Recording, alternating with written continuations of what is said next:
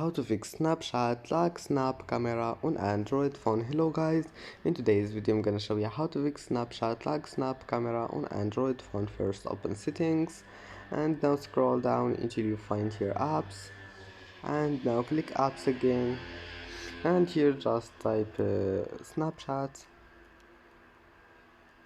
and click on it. Now all you need to do just go to storage and clear cache, and after that go back, go to battery here, and now here we'll find performance mode.